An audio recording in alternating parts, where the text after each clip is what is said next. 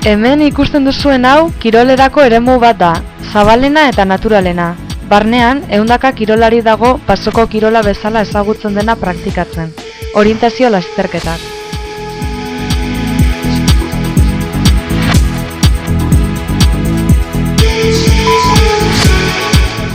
Orientazio lasterketa zehaztutako kontrol puntu batzutatik pasaz, basoan ibilbide bat burutzean datza. Hortarako, orientalariak mapa eta iparrorratzaren laguntzaz baliatzen da. Kirolaren helburua, ibilbidea ahalik eta denbora gutxienean egitea da.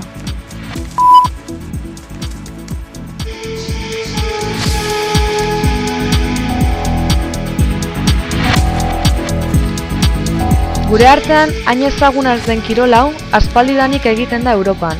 Iparraldeko lurraldetan adibidez, kirol honen aitzindari direnak oso jarduera herrikoia da, eta txapelketa nagusietan 20.000 partaide inguru biltzen dira orientazio lasterketak egitera. Baina ikus dezagun zerk egiten duen hain erakargarri kirol hau. Kirol honek askatasuna eta naturarenganako harreman estua eskaintzen du. Baso ez ezagunean askatasunez mugitu ahal izatea oso erakargarria da.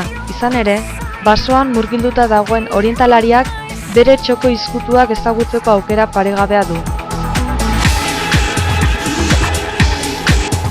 Bestetik, kirol honek esfortzu fisikoa eskatzeaz gain, adimen lana eskatzen du.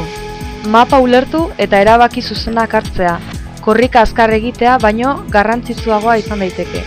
Horrela ba, gorputz eta adimen arteko oreka eskatzen du. Pentsatu eta korrika eginda kirol honen leloa.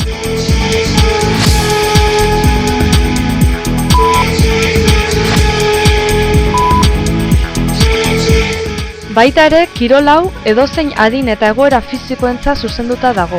Neskak, mutilak, umeak, gazteak, helduak eta adinekoak. Denak dute bere tokia kirol honetan.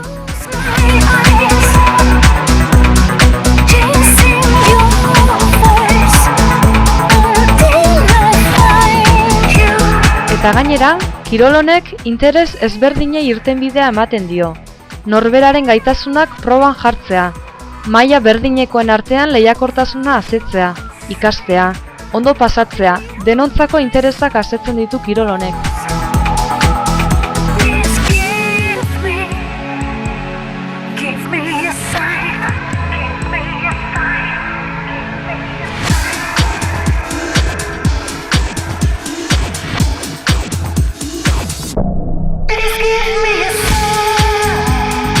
Kirolaren beste berezitasun bat ikuslegorik ez izatea da.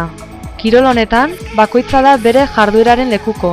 Izan ere, basoan sartuta dagoen orientalariaren gorabeherak eta pentsamenduak jarraitzea ez da posible.